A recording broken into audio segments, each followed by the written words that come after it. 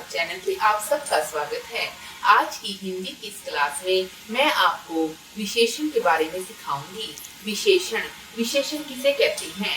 संज्ञा और सर्वनाम की विशेषता बताने वाले शब्दों को विशेषण कहते हैं। संज्ञा और सर्वनाम की विशेषता बताने वाले शब्दों को विशेषण कहते हैं।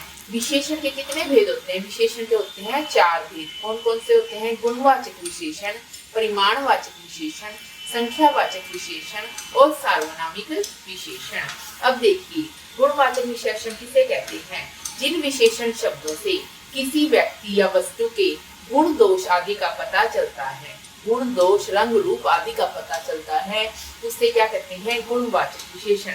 जैसे इसका एक एग्जाम्पल देखिए, उसने खाकी वस्त्र पहने हैं, तो उसकी विशेषता क्या है? उसने खाकी कलर के मीन्स ब्राउन कलर के वस्त्र पहने हैं। मैं क्षणिक दुविधा में पड़ गया, यानी मैं क्षणिक दुविधा में फंस गया।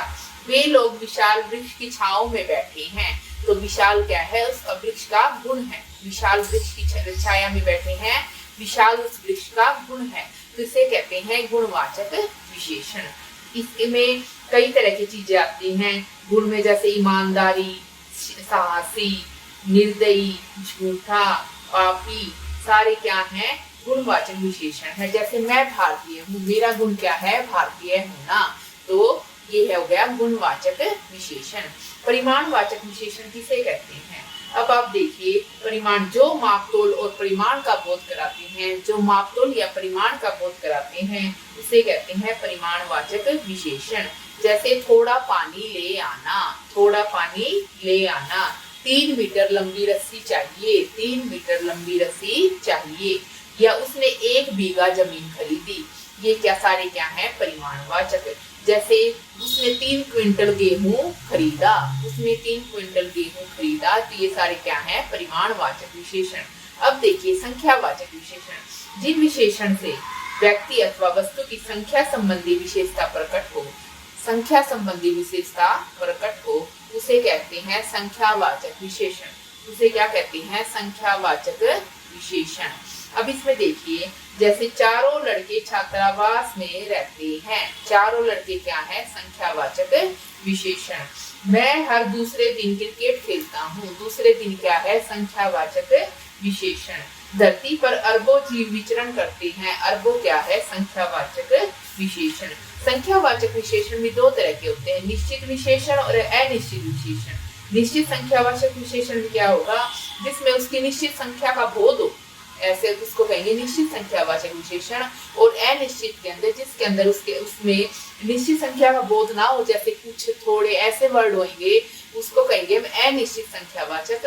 और जिसकी संख्या का हमें पता हो, 5, 6, 7 जो भी है, वो होगा निश्चित संख्यावाचक विशेषण। इसके बाद हम आते हैं सार्वनामिक विशेषण। सार्वनामिक विशेषण में क्या होगा? सर्वनाम का प्रयोग जब विशेषण के रूप में किया जाता है, सर्वनाम का प्रयोग जब विशेषण के रूप में किया जाता है, उसे कहते हैं सार्वनामिक विशेषण। उसे क्या कहते हैं? सार्वनामिक विशेषण। जैसे तुम्हारा उत्तर अभी अधूरा है, तुम्हारा क्या है? सार्वनामिक विशेषण। मेरी जन्मभूमि भारत है, मेरी क्या है? सार्वनामिक विशेषण।